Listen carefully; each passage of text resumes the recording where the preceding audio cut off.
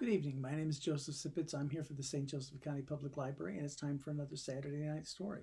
And tonight I will be reading from the Autobiography of Mark Twain by Mark Twain.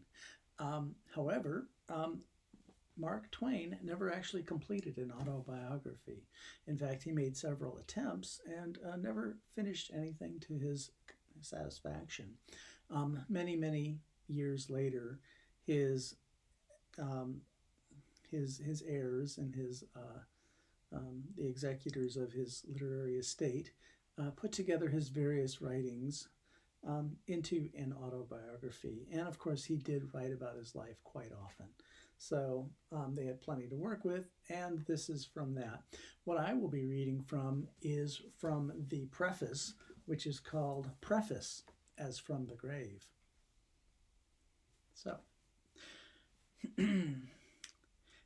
in this autobiography, I shall keep in mind the fact that I am speaking from the grave. I am literally speaking from the grave because I shall be dead when this book comes from off the press. At any rate, to be precise, 19/20ths of this book will not see print until after my death. I speak from the grave rather than with my living tongue for a good reason. I can speak, hence, clearly, freely. When a man is writing a book dealing with the privacies of his life, a book which is to be read while he is still alive, he shrinks from speaking with his whole frank mind. All his attempts to do it fail.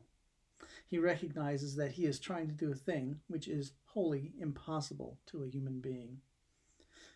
The frankest and freest and privatest product of a human mind and heart is a love letter.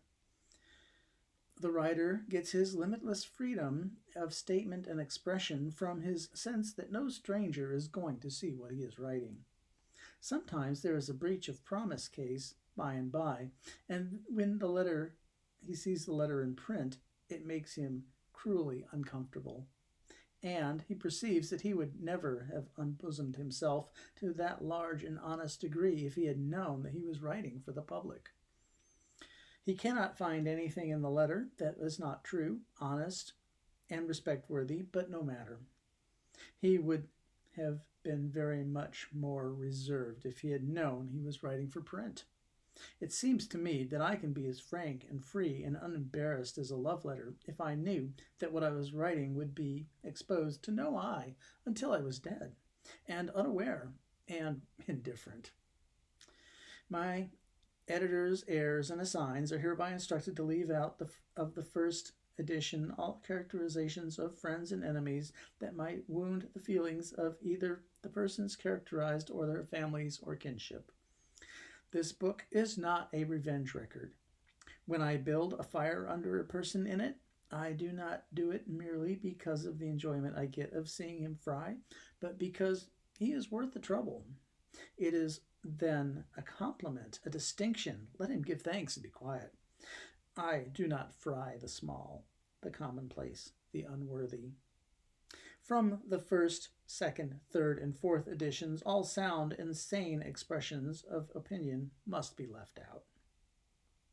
There may be a market for that kind of wares a century from now. There's no hurry. Wait and see. The editions should be issued 25 years apart. Many things that must be left out of the first will be proper for the second. Many things that are left out of both will be proper for the third. Into the fourth, or at least the fifth, the whole autobiography can go unexpurgated. Mark Twain. Good night.